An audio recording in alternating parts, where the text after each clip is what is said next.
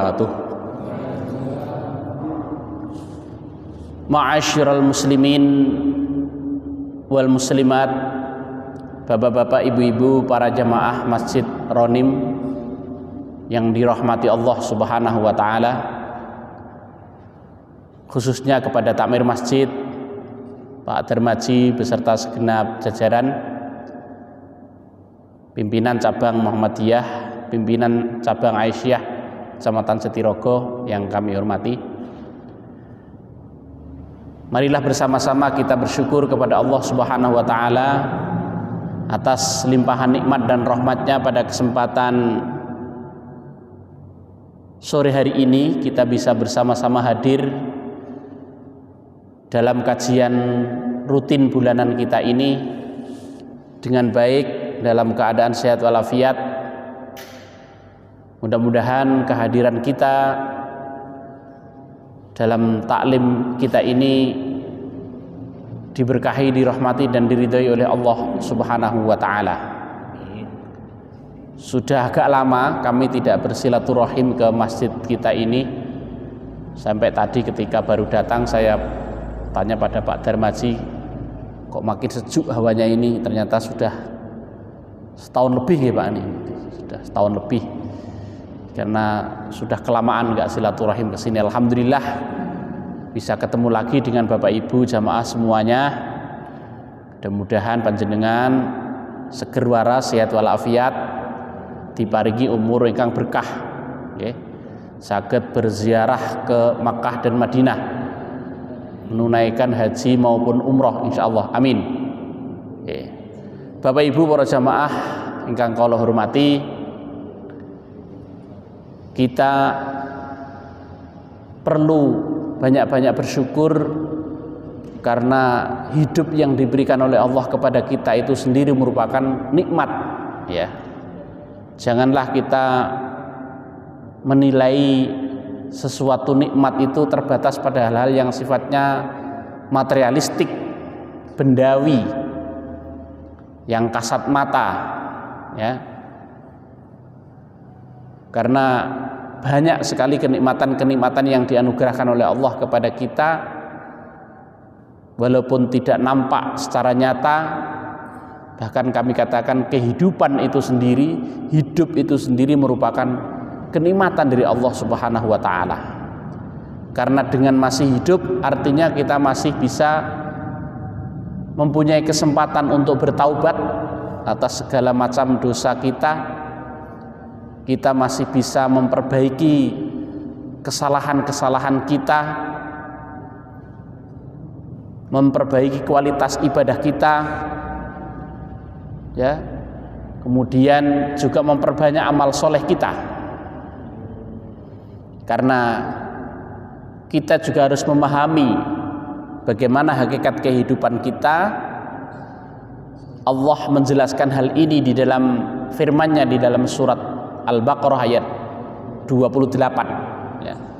Mari kita renungkan bersama-sama.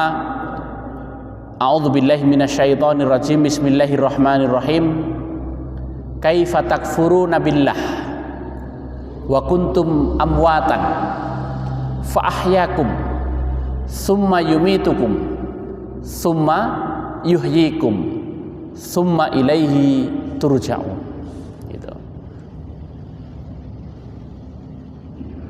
Bagaimana mungkin kamu itu bisa menjadi ingkar, kafir kepada Allah Subhanahu wa taala?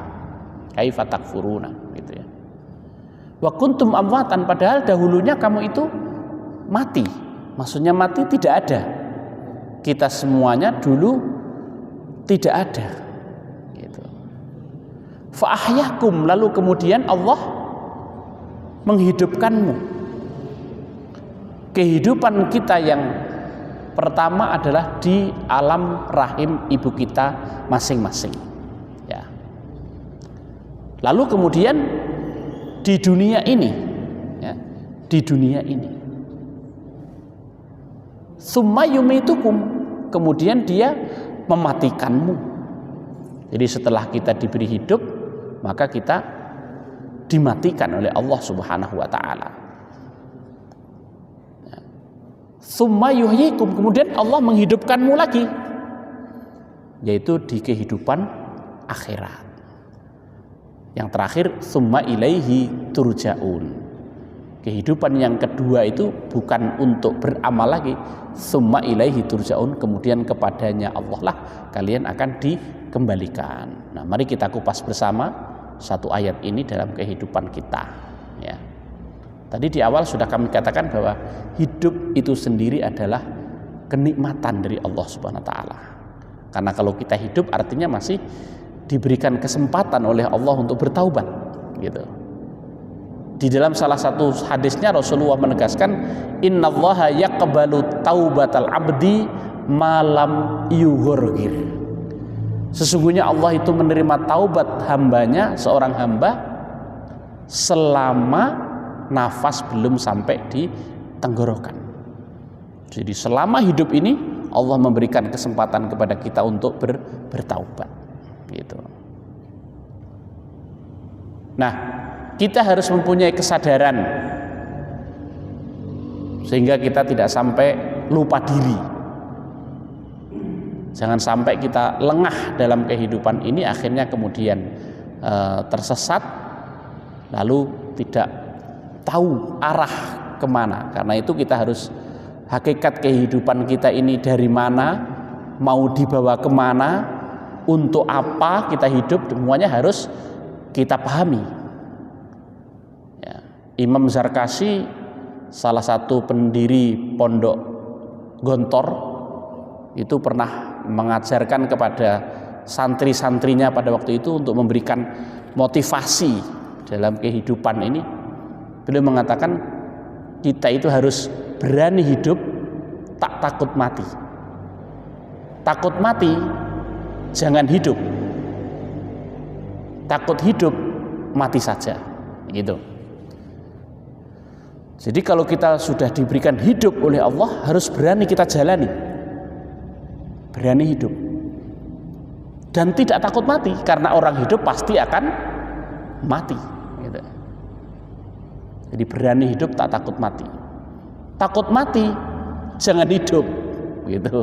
Karena ya tadi, orang hidup pasti akan mati, ya. Takut hidup, mati saja. Karena hidup ini memang isinya adalah suka dan duka, ya. Susah dan senang itu biasa. Ada tantangan, ada peluang, ada harapan, ada cita-cita, dan seterusnya. Semua itu adalah isi dari kehidupan kita. Di dalam surat Al-Mulk ayat yang kedua, Allah memberikan gambaran kepada kita untuk apa kita hidup ini, ya. Allah menegaskan, alladzi khalaqal mauta wal hayata liyabluwakum ayyukum ahsanu amala, gitu.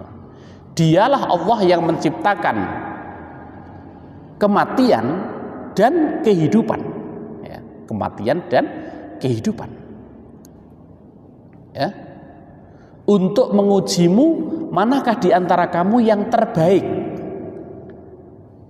amalnya.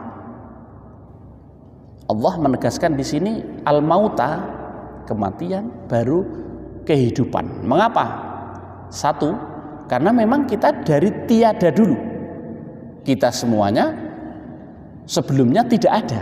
Ya tadi seperti di surat Al-Baqarah ayat 28 tadi, wa kuntum amwatan. Kamu dulunya mati, artinya tidak ada. Kita masing-masing lahir pada tanggal sekian, bulan sekian, tahun sekian. Sebelum itu kita tidak ada. Ya, artinya sebelum Allah menciptakan kita di alam rahim kita itu, kita tidak ada, ya. Nah, kemudian yang kedua maknanya, kenapa Allah menyebutkan al-mauta terlebih dahulu daripada kehidupan? Karena kematian itu adalah sesuatu yang paling dekat dalam hidup kita. Itu salah satu nasihat Imam Ghazali kepada para muridnya, dan ini akan kita bahas pada kesempatan lain lagi nantinya. Jadi sesuatu yang paling dekat dalam kehidupan kita itu adalah kematian kita. Makanya Allah menegaskan alladzi khalaqal mauta wal hayata, yang Dia menciptakan kematian dan kehidupan untuk mengujimu mana di antara kamu yang paling baik amalnya. Sehingga selama hidup kita harus berbuat amal sebaik-baiknya. Itu yang akan menjadi bekal bagi kita untuk kehidupan kita berikutnya. Bapak Ibu para jamaah rahimakumullah, kita harus mempunyai kesadaran tentang hakikat kehidupan dan kematian kita itu supaya kita tidak salah langkah dalam hidup ini. Yang pertama, ya, ini kami umpamakan ketika kita menempuh jenjang pendidikan, Bapak Ibu. Ya. Jadi jenjang pendidikan itu, pendidikan paling dasar itu adalah SD, sekolah dasar, ya. Tapi kali ini maksud kami, yang kami maksud dengan SD itu adalah sadar diri. Jadi kita harus menyadari siapa kita, ya. Kita ini siapa, dan Tuhan kita juga siapa. Ini pertanyaan yang sangat mendasar. Kita ini siapa, kan gitu. Kalau dalam falsafah Jawa itu kan sopo iro, sopo ingsun, kan begitu. Ya, siapa engkau dan siapa aku, kan begitu. Ini pertanyaan yang sangat mendasar. Kalau kita tidak tahu siapa diri kita, nah, kecil kemungkinan kita bisa bersikap. Ya. Di dalam pepatah Arab lama dikatakan man arafa nafsahu arafa rabbahu.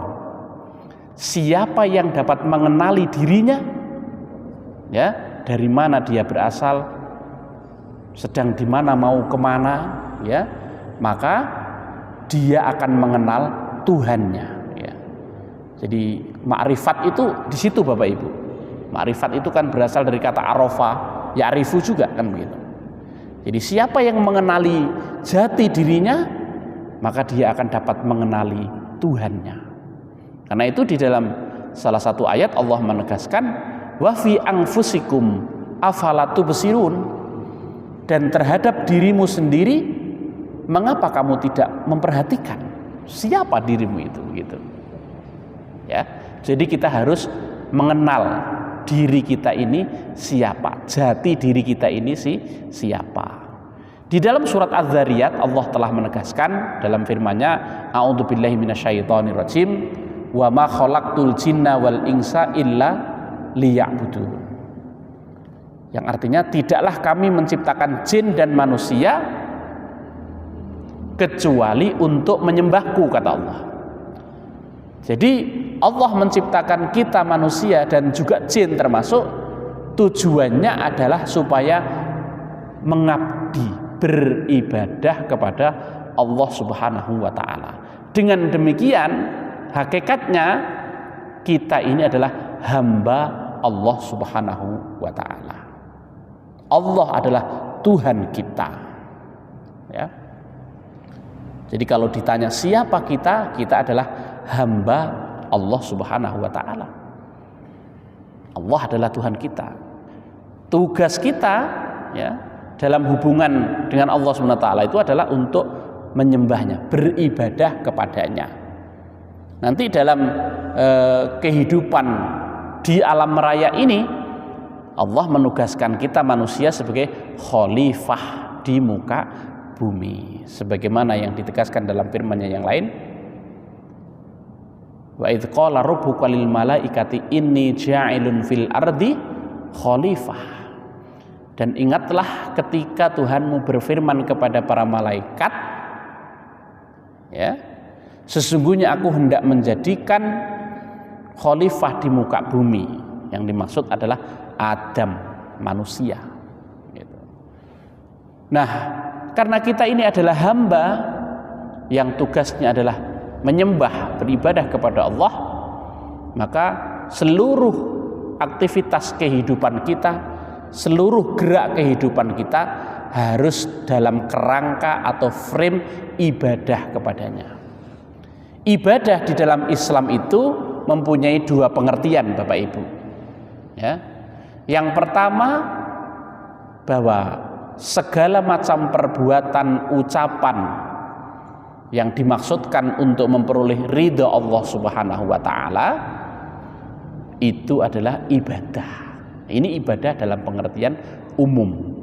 Jadi kita melakukan kajian atau taklim seperti ini, ya. Kemudian kita bekerja, mencari nafkah, bersilaturahim, kemudian amar ma'ruf nahi mungkar, memberikan nasihat, petuah, menolong tetangga dan sebagainya. Hal-hal yang baik itu yang diperintahkan oleh agama secara umum, kalau kita kerjakan semuanya dalam kerangka untuk supaya diridhai oleh Allah Subhanahu wa taala, maka itu disebut ibadah. Gitu. Mengobati orang sakit, ya, membantu meringankan bebannya, menyelesaikan masalahnya dan sebagainya. Itu semua adalah bentuk ibadah, gitu. Sedangkan yang kedua, ibadah dalam pengertian khusus, ya. Ibadah dalam pengertian khusus adalah cara kita menyembah kepada Allah secara khusus dengan ketentuan khusus, ya.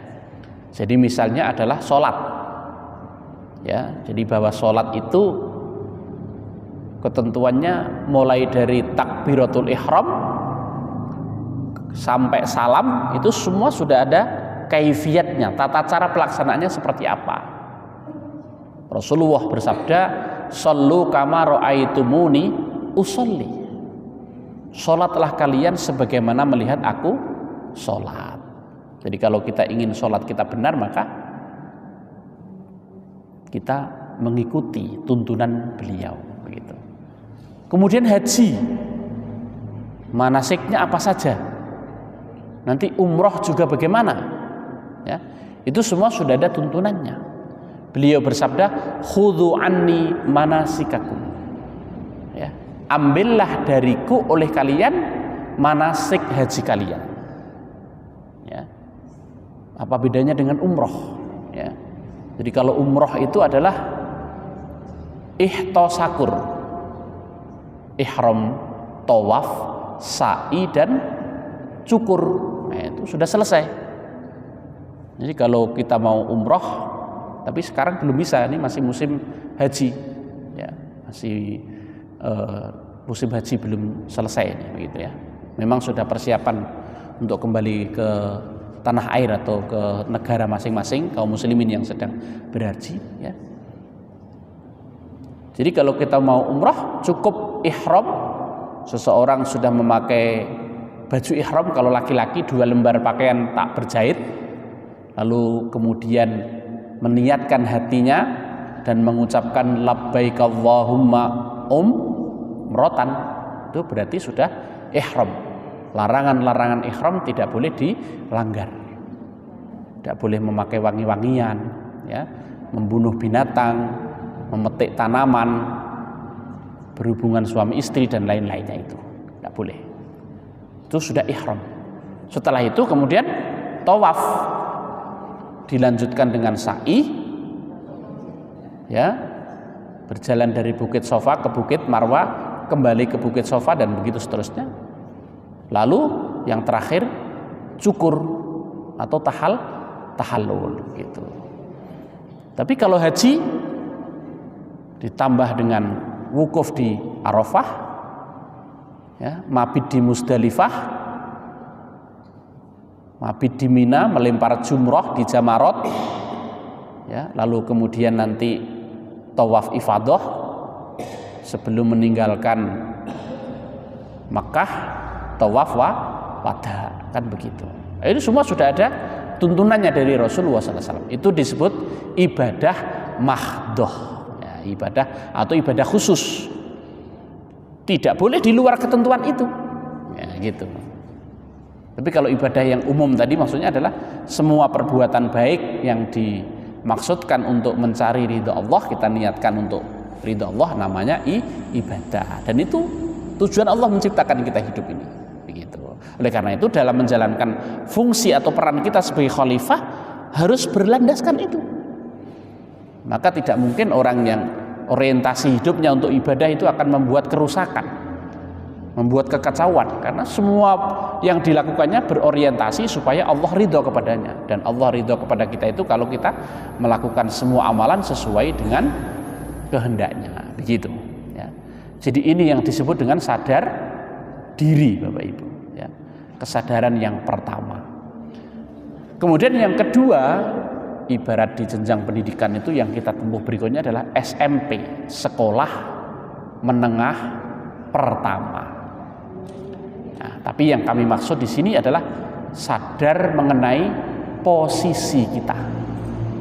Jadi setelah kita menyadari siapa diri kita ini, maka kita juga harus menyadari saat ini kita berada di mana. Posisi kita saat ini di mana, gitu. Tadi sudah kita jelaskan ya, wa kuntum amwatan. Dulunya kamu itu mati, maksudnya mati tidak ada. Fa ahyakum, lalu kemudian Allah menghidupkanmu. Ya, menghidupkanmu yaitu yang pertama kehidupan kita di alam rahim kita. Lalu kemudian yang kedua di dunia ini yang sekarang ini sedang kita berada di sini ini, di dunia ini. Tapi kita harus sadar pula bahwa setelah kehidupan di dunia ini, lanjutan ayat tadi, summa yumitukum, kemudian Allah akan mematikanmu. Nah, setelah kematian itu Allah akan kembali menghidupkan kita. Summa yuhyikum, gitu.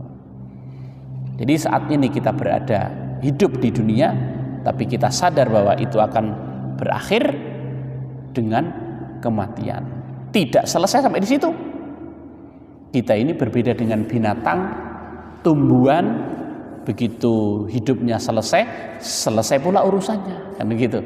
Kalau kita manusia, justru kematian itu adalah awal dari kehidupan kita yang baru. Ya, awal dari kehidupan kita yang baru, gitu. Sehingga kita harus sadari bahwa di dunia ini saatnya kita beramal sebaik-baiknya. Kembali ke Al-Mulk ayat 2 tadi itu. Kita beramal sebaik-baiknya. Yang itu akan kita petik hasilnya nanti di akhirat nanti. Ya. Makanya ketika Allah menyampaikan informasi kepada kita tentang kematian, itu kan Allah menegaskan begini. Kullu nafsin dha'iqatul maut. Setiap yang bernyawa, setiap yang bernafas, setiap yang hidup pasti akan merasakan mati, gitu. Jadi yang hidup pasti akan mati.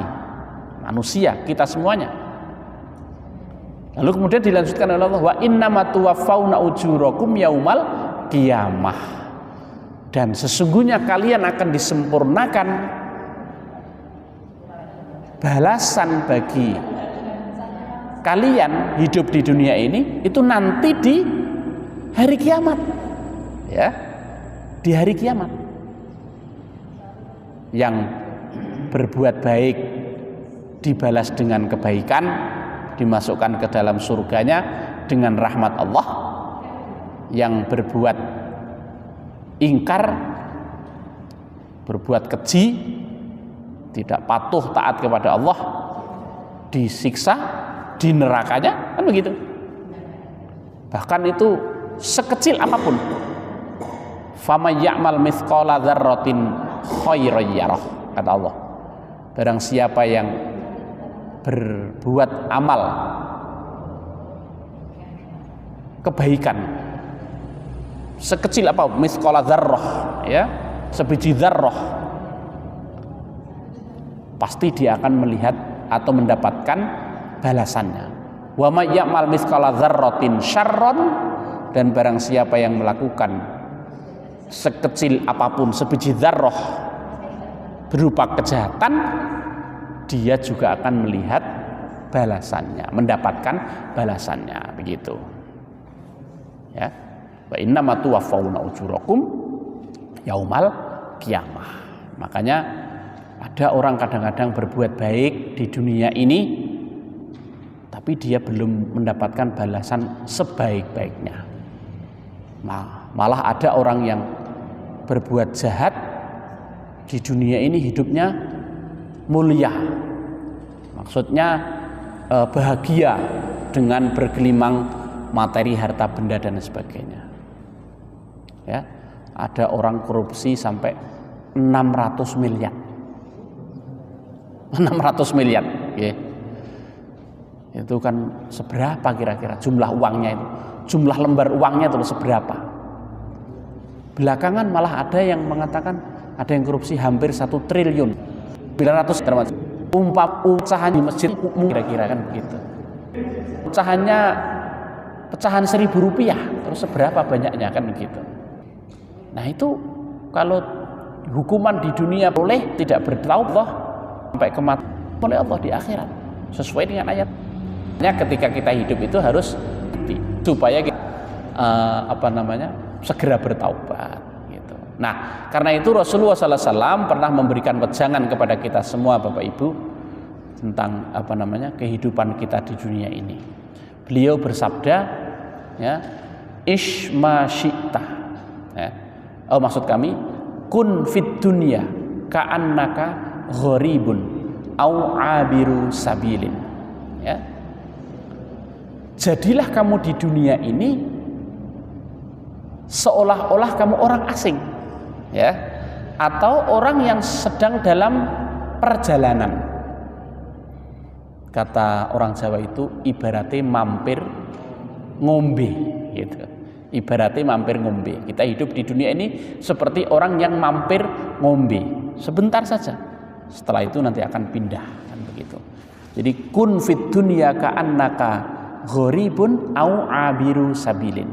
Monggo Bapak Ibu kita lafadzkan bersama-sama sebentar. Siapa tahu keluar dari taklim ini nanti kita langsung hafal hadisnya. Gitu. Monggo ndherekaken. Kun fid dunya. Kun fit dunya. Kun ya, bukan kul. Kun. Ya, pakai nun. Kun fit dunya. Ka'annaka gharibun au abiru sabilin. Ibu-ibu nggih monggo ndherekaken nggih. Ya, kita lafadzkan secara kompak dan keras.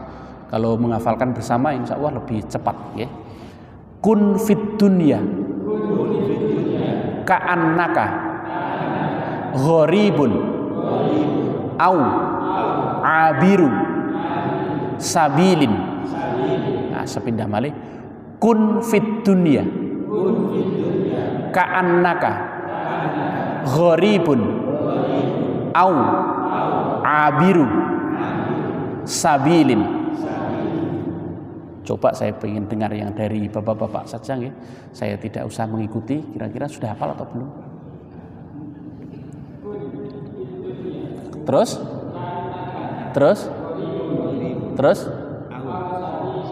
au abiru sabilin. Nah itu Pak Arif sudah bisa. Ya, coba ini satu kelompok ini dipimpin Pak Arif, monggo setunggal kali 3.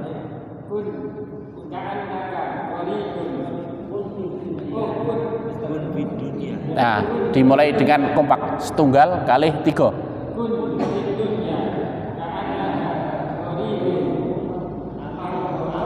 Au abiru sabilin. Ya. Coba yang Pak Darmaji dan sekelompoknya ini dipimpin ketua kelasnya Pak Darmaji, monggo. Kun fid dunya ka'annaka gharibun au abiru sabilin. Sepindah malih monggo.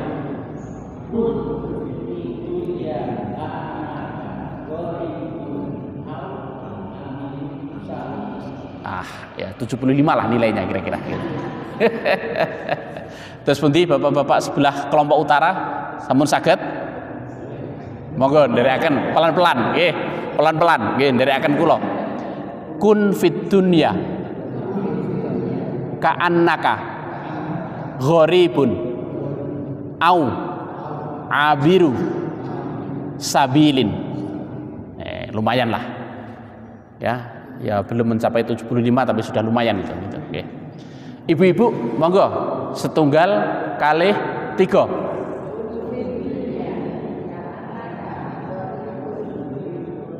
Au abiru. Nah, sudah mendekati. Sepindah malih biar hafal. 1.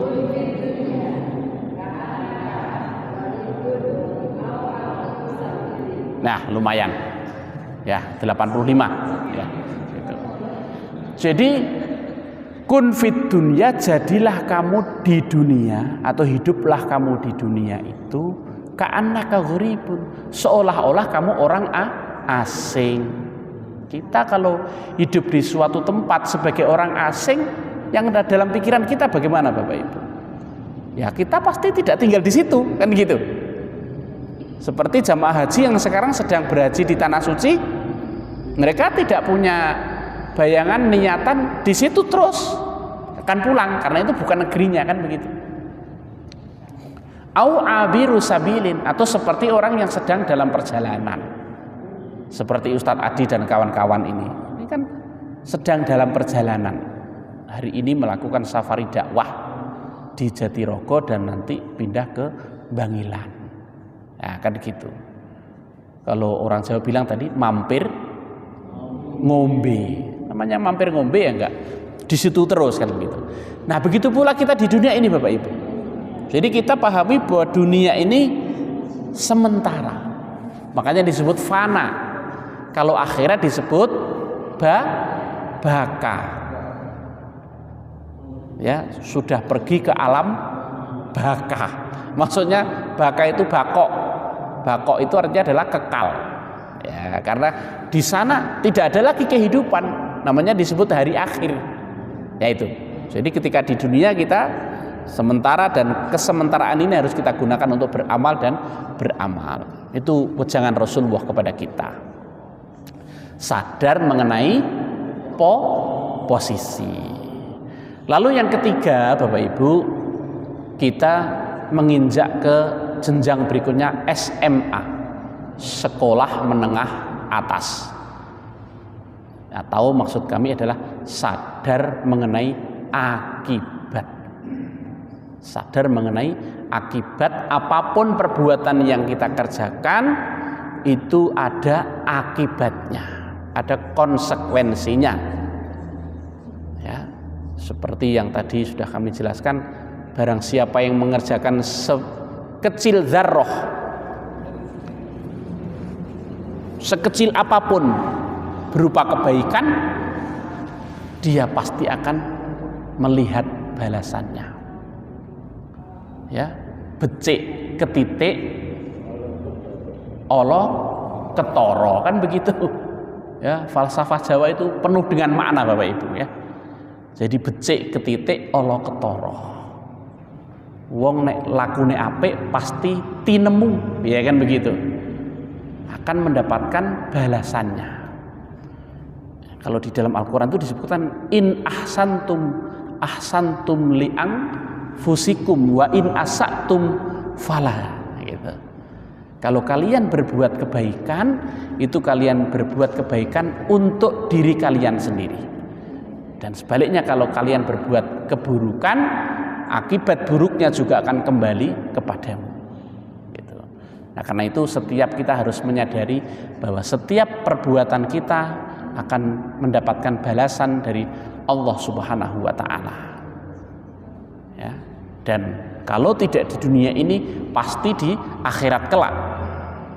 Nah, karena itu selama hayat masih dikandung badan, kita berusaha selalu untuk memperbaiki diri, berbuat amal-amal kebajikan. Pada saat yang sama kita berusaha untuk memohon ampunan kepada Allah dengan istighfar dan berbagai macam taubat yang kita lakukan, agar Allah menerima amal kebaikan kita satu sisi dan mengampuni dosa-dosa kita di sisi yang lain. gitu. Rasulullah menasihatkan kepada kita supaya kita sadar mengenai akibat setiap amal perbuatan kita itu. Beliau bersabda, "Isma syi'ta fa innaka mayyitun wa'mal ma syi'ta fa innaka majziyun bih." Monggo, ada 2 hadis sore ini yang kita hafalkan, oleh-oleh dari taklim kita sore ini, ya. Kembali kita hafalkan dari akan, ya. Isma syi'ta fa innaka mayyitun wa'mal ma syi'ta fa innaka majziyun bih. Oke, sepindah malih. Isma syi'ta fa innaka mayyitun wa'mal ma syi'ta fa innaka majziyun bih. Terus pun di kelas Pak Arif sudah siap. Nah ini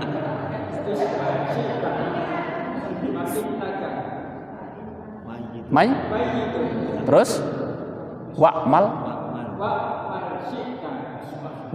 ma syi'ta fa innaka majziyun bih.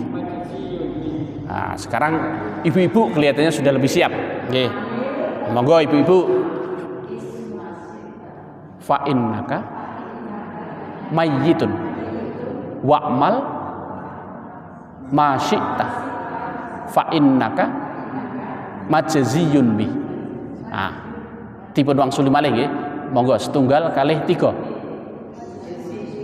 Majziyun bih. Nggih, majziyun bih. Sampun siap ibu-ibu? Setunggal kalih 3.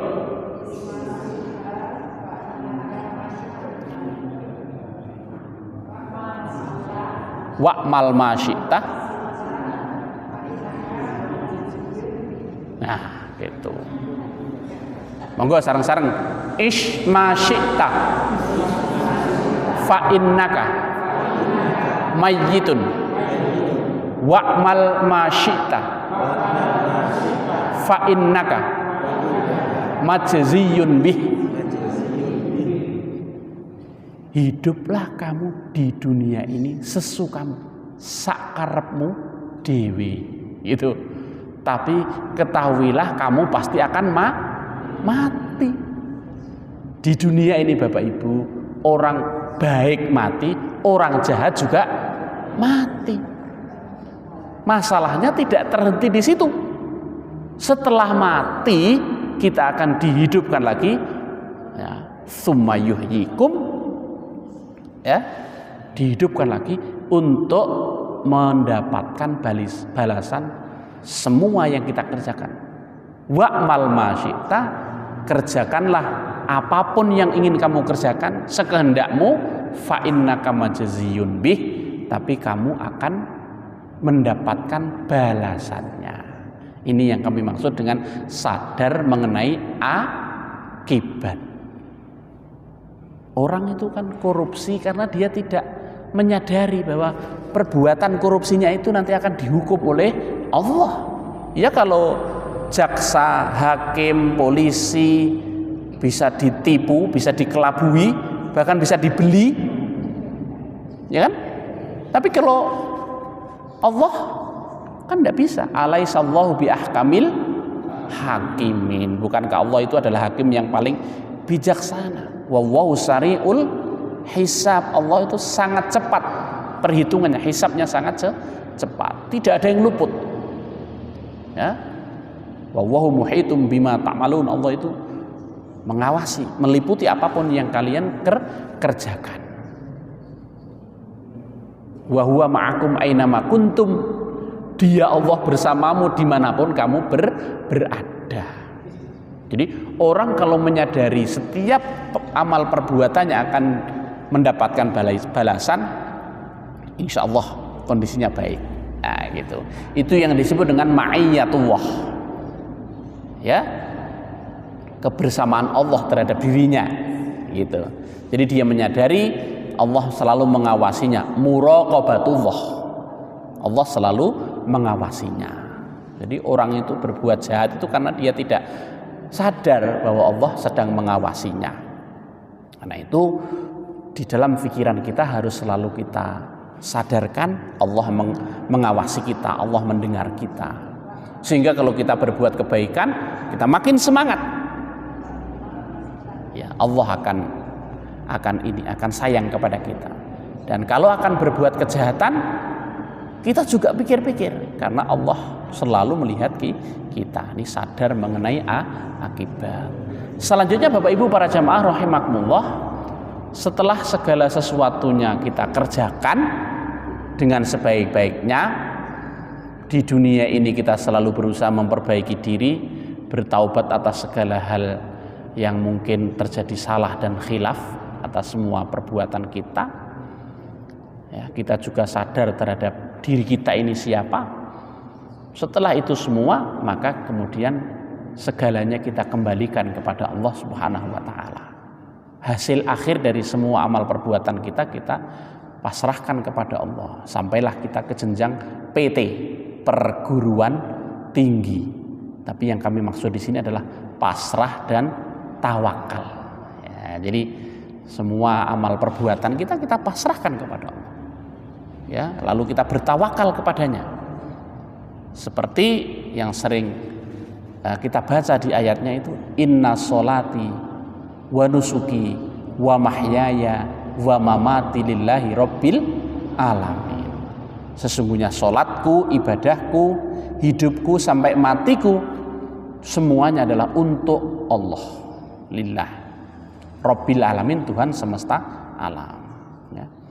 Kalau semuanya itu sudah kita pasrahkan, tinggal bagaimana hasil akhirnya nanti kita serahkan kepada Allah Subhanahu wa taala. Mudah-mudahan dengan kesadaran ini semua Bapak Ibu, maka hidup kita akan menjadi terarah, stabil. Kita selalu berusaha menghindari hal-hal yang buruk yang tidak diridhoi oleh Allah. Selalu kita usahakan setiap amal perbuatan kita adalah yang baik-baik, dan itu kesemuanya kita niatkan untuk mencari keridhaan Allah Subhanahu wa taala. Saya kira demikian yang bisa kami sampaikan. Selanjutnya mungkin ada hal-hal yang perlu didiskusikan, ditanyakan oleh Bapak Ibu semua, kami berikan kesempatannya. Monggo.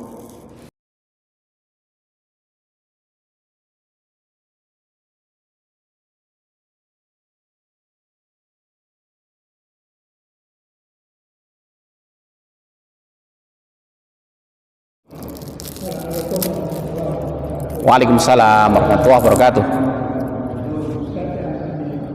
Okay.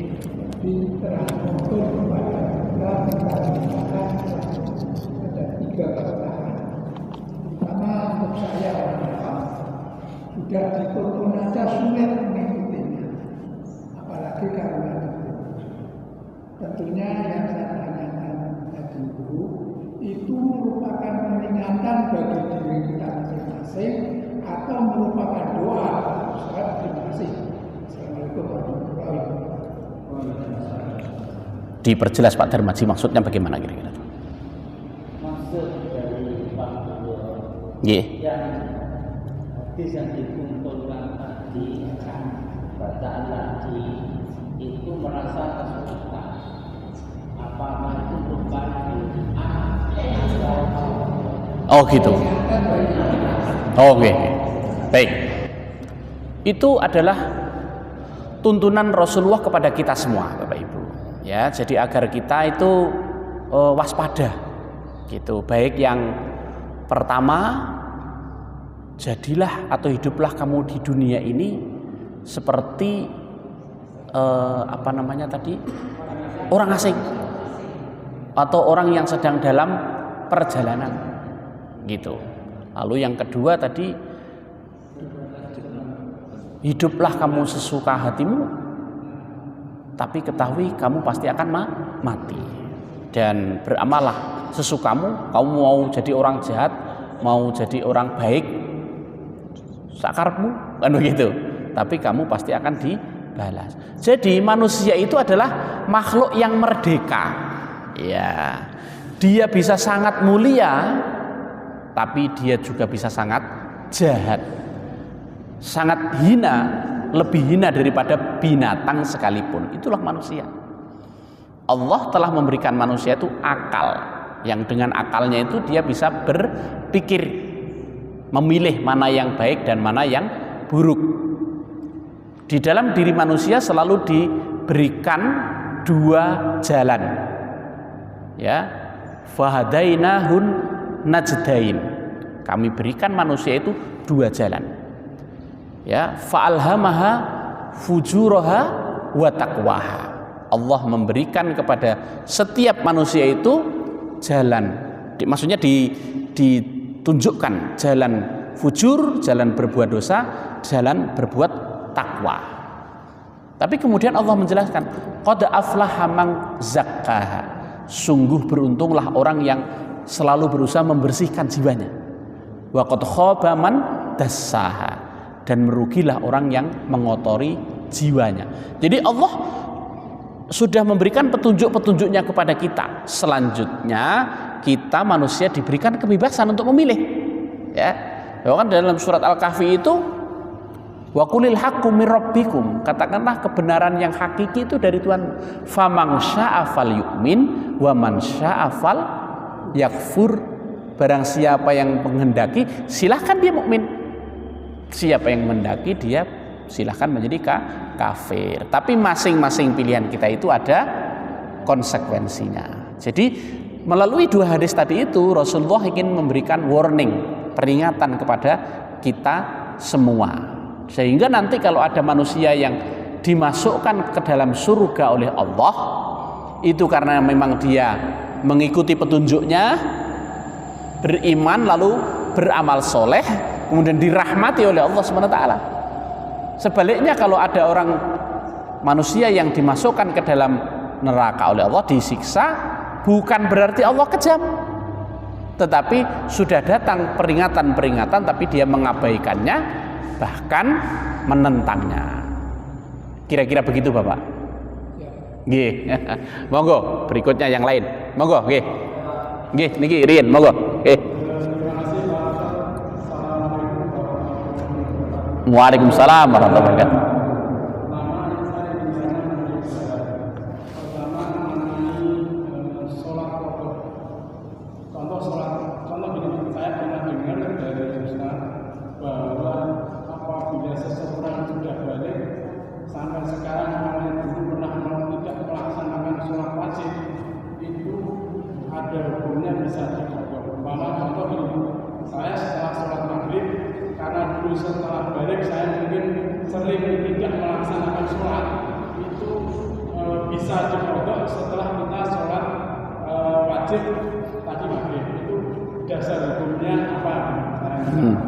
Itu yang terus yang kedua begini Mas, mengenai ziarah kubur.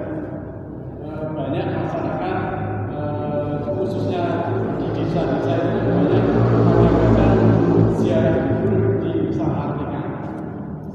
Yang saya tanyakan, saya pernah dengar dari Ustaz bahwa orang ziarah kubur itu boleh berdoa melalui wasilah dengan orang yang meninggal.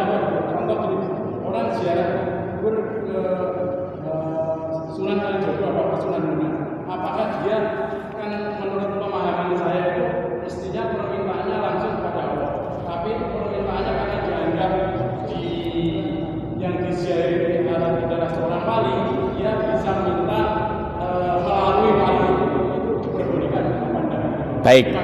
Baik. Waalaikumsalam. Ada dua hal yang ditanyakan. Yang pertama terkait dengan sholat kodok, ya, atau kodok sholat, gitu ya. Itu tidak ada. Jadi kodok sholat itu tidak ada. Dasarnya Aisyah pernah mengatakan, kunna nu'maru bi qada'is shaum wa la nu'maru bi qada'is shalah. Ya. Kami para wanita yang sedang haid itu diperintahkan untuk mengkodok puasa. Makanya kalau ibu-ibu itu di bulan Ramadan ada beberapa hari yang tidak berpuasa karena haid, itu harus kodok menggantinya di hari-hari yang lain, kan begitu.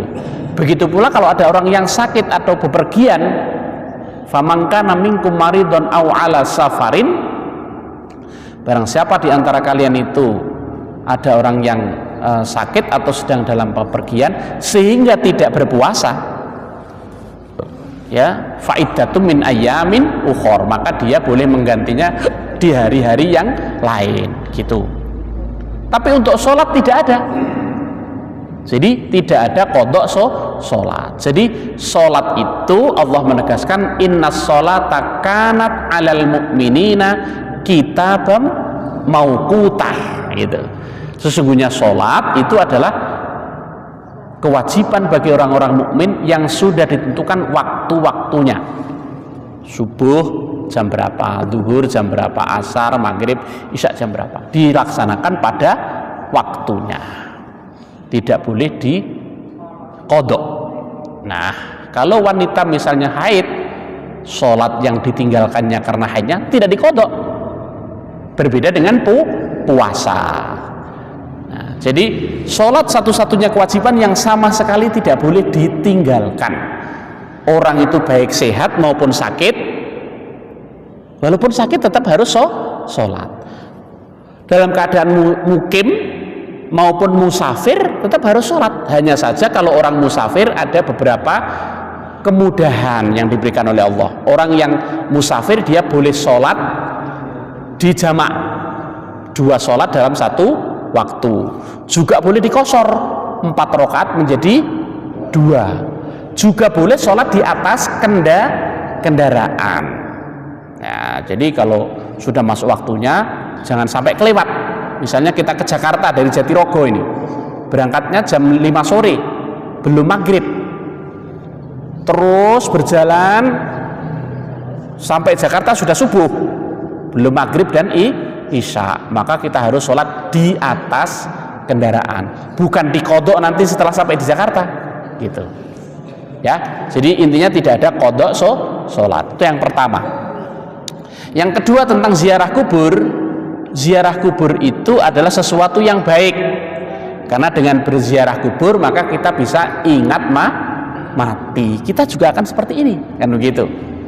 Ya, bahwa hidup kita di dunia akan berakhir, lalu kita akan dikubur seperti ini juga. Nah, mengingatkan mati. Oleh karena itu tidak boleh menyimpang ketika kita berziarah kubur. Bagaimana bentuk penyimpangannya? Misalnya kita memuja kubur, kita meminta kepada Allah melalui orang yang meninggal, tidak boleh, ya gitu. Yang harus kita lakukan ketika kita berziarah kubur tadi itu mengingat kematian, bahwa ini merupakan nasihat yang paling baik, bahwa kita akan seperti ini. Yang kedua, mendoakan ahli kubur. Assalamualaikum ya ahla diyar, antum salafuna wa nahnu bikum lahikun insyaallah. Ya, selamat kesejahteraan bagi kalian wahai para penghuni kubur. Kalian telah mendahului kami dan kami pun akan menyusul. Begitu. Lalu kemudian kita doakan, Allahumma gfir lil muslimin wal muslimat wal mu'minin wal mu'minat al ahya'i minhum wal amwat. Orang-orang mukmin kita doakan supaya diampuni oleh Allah, baik yang masih hidup maupun yang sudah meninggal. Begitu. Rabbana gfir lana wal ikhwanina alladzina sabaquna bil iman, dan seterusnya kita doakan. Kita doakan. Jadi manfaat ziarah kubur apa? Satu, kita menyadari. Lalu yang kedua, kita mendoakan.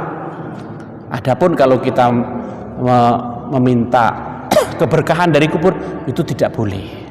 Kita kalau meminta itu langsung kepada Allah. Iyyaka na'budu wa iyyaka nasta'in. Yang kita boleh lakukan dengan wasilah itu adalah amal-amal kita sendiri. Seperti diceritakan dalam hadis, ya Allah, dulu saya pernah memberi susu ibu saya walaupun saya sangat membutuhkannya. Kalau itu aku lakukan karena ingin mendapat ridhomu, tolonglah saya ya Allah. Begitu. Itu namanya berwasilah dengan amal kita sendiri. Kalau kepada orang yang hidup minta didoakan, bukan kita minta kepada Allah melalui orang itu, bukan. Itu tidak boleh. Jadi begitu kesimpulannya, Pak. Ya, ya.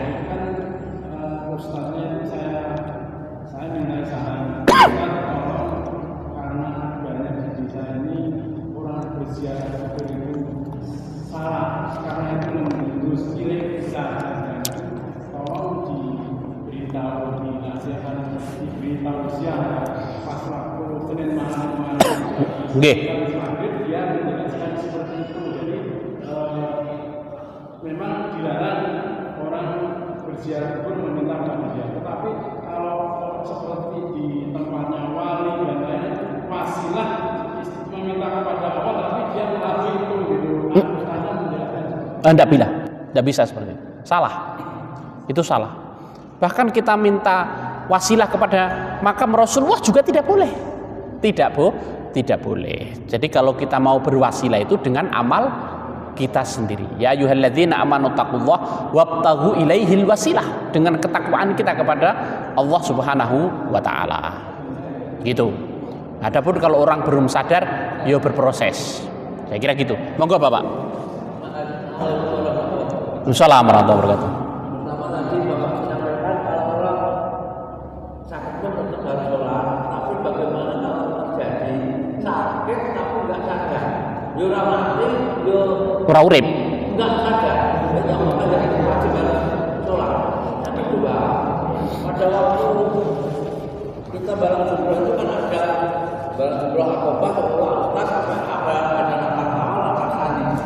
Jadi sejarahnya yang nafar awal yang boleh ya sah, yang nafar sani ya sah. Itu sejarahnya bagaimana Pak pada waktu Nabi Ibrahim dengan keputusannya Ismail itu mau dikorbankan, itu yang tepat jatuh pada hari Idul Kurban yang keberapa itu maksudnya. Baik. Assalamualaikum warahmatullahi wabarakatuh. Salam. Baik. Jadi orang yang sakit yang harus sholat tentu saja adalah yang masih mempunyai kesadaran. Karena salah satu syarat sholat, salah satu syarat sahnya sholat adalah orang itu berakal. Ya. Jadi masih mempunyai kesadaran. Kalau misalnya tidak sadar berarti dia gugur kewajiban. Dan ketika gugur kewajiban tidak perlu dikodok tadi saya katakan. Gitu. Oh, tidak boleh. Tidak boleh. Jadi tidak boleh dikodok. Ya, jadi kalau memang selama kurun waktu tertentu itu pingsan, koma, ya, walaupun selama apapun, ya gugur kewajiban. Itu hadisnya jelas. Jadi rufi al-qalam, diangkat pena, artinya tidak dibebani hukum. Itu orang yang gila sampai dia sadar, orang yang tertidur sampai dia bangun, ya kan gitu kan. Orang yang hilang akalnya sampai dia sembuh, ya gitu. Nah, itu termasuk kategori itu. Gitu. Kemudian yang kedua tadi itu nafar awal dan nafar sani. Nafar awal dan nafar sani itu kan sebetulnya lebih berhubungan dengan pertimbangan keselamatan jamaah haji dalam perjalanan dari Mina ke Mekah untuk menunaikan ibadah tawaf. Ya, kalau memungkinkan untuk di nafar awal, berarti kalau nafar awal itu kan ke Mekahnya pada tanggal 13. Jadi jumrohnya dilakukan pada tanggal 10, 11 dan 12 kan begitu. Tanggal 10 itu nanti adalah jumroh akobah, lalu kemudian nanti di tanggal 11 itu ula wusta dan akobah, tanggal 12 ula wusta dan akobah lagi. Tapi kalau belum memungkinkan karena lalu lintas kepadatan jamaah yang begitu banyak, maka bisa di nafar sani. Kalau nafar sani berarti dia melempar jumroh sampai tanggal 13. Ula wusta dan akobah lagi. Ke Mekahnya bisa di tanggal 14. Jadi seperti itu. Jadi lebih pada pertimbangan-pertimbangan keselamatan. jamaah. Boleh dilakukan baik nafar awal maupun nafar sani. Ya. Kira-kira begitu Pak Nggih. Itu loh maksud saya itu ada hubungan antara Nabi Ibrahim harus mengorbankan Nabi Ismail saat di tanggal 10, 11, 12, 13 itu. Itu tidak ada hubungannya secara langsung, ya, tidak ada hubungannya secara langsung. Kalau ibadah kurban itu kan dilaksanakannya kan di tanggal 10, ya, dan bahwa syariat itu dulu diajarkan oleh Allah kepada Nabi Ibrahim, lalu kemudian tetap menjadi syariat pada zaman Nabi kita Muhammad. Tapi tidak ada hubungannya secara langsung dengan itu, ya. Tapi kalau yang ada hubungannya itu yang sa'i, terutama sa'i ketika napak tilas Hajar, ibunda dari Ismail, berlari-lari dari Sofa ke Marwah dan kembali ke Sofa lagi. Dan itu Ismail ketika masih bayi, kan begitu. Kira-kira seperti itu Pak Nggih. Wallahu alam. Darmaji monggo. Terima kasih. Yang kami tanyakan yaitu tentang kesaksian. Selama ini baik kajian dimanapun itu yang dikatakan kematian dengan husnul khotimah itu adanya sangat sulit. Seperti kalau dalam detik-detik akhir bisa mengucapkan la ilaha illallah, itu husnul khotimah. Seperti ungkap Yahya Walani yang sedang di atas mimbar tahulu itu istiqomah dan husnul khotimah. Atau yang sedang sholat wujud meninggal itu husnul khotimah. Kita membayangkan kok sulitnya seperti ini. Apakah yang dimaksud husnul khotimah juga seperti itu? Baik. Secara umum Allah sudah berpesan kepada kita bahwa kita harus mati dalam keadaan Islam, berserah diri kepada Allah, beragama Islam. Itu akan membuat kita selamat. Ya ayyuhalladzina amanu taqullaha haqqa tuqatih wa la tamutunna illa wa antum muslimun. Gitu. Hai orang-orang yang beriman, bertakwalah kepada Allah dengan sebenar-benar takwa. Janganlah sampai kamu mati kecuali dalam keadaan Islam. Sehingga orang yang mati dalam keadaan Islam husnul khotimah. Itu ya, insya Allah selamat dan akan diampuni dosanya oleh Allah. Tanda-tanda fisiknya bermacam-macam, ya. Di dalam hadis misalnya orang mukmin itu kalau meninggal dalam keadaan dahinya berpeluh misalnya, untuk menggambarkan bahwa selama hidup dia bekerja keras, beramal soleh, kan begitu. Ada yang mengatakan orang yang gugur di medan perang membela agama Allah itu mati syahid, ya. Hakikatnya tentu Allah yang tahu, kan begitu. Kalau dia memang membela agama Allah syahid, tapi kalau untuk supaya disebut sebagai pahlawan beda lagi, kan begitu. Ada orang yang mati tenggelam atau mati karena wabah penyakit seperti Covid kemarin itu juga mati syahid, begitu. Itu tanda-tanda fisik. Tapi yang pasti bahwa yang disebut husnul khotimah itu kalau orang mati membawa agama Islam. Itu yang paling umum, Pak, ya. Jadi oleh karena itu jangan sampai kita lepaskan agama Islam dari diri kita supaya kita dalam keadaan husnul. Masalahnya kita tidak tahu kapan kita ini akan mati, sehingga kita selalu memegangi Islam ini. Jangan sampai sedetik pun kita lepas. Siapa tahu saat kita lepas kita mati. Lah kan suul khotimah. Kira-kira begitu Pak Darmaji. Nggih. Saya kira cukup nggih. Ini waktunya karena kami juga harus melanjutkan ke PCM sebelah. Jadi mohon maaf tidak bisa kita lanjutkan. Terima kasih atas segala perhatian Bapak Ibu semua. Mohon maaf atas segala hal yang kurang berkenan di hati. Ya, santen parutan klopo cekap semanten atur kawula. Burung irian cendrawasih cukup sekian. Terima kasih. Nasrun minallahi wa fathun qarib wa basyiril mu'minin. Assalamualaikum warahmatullahi wabarakatuh.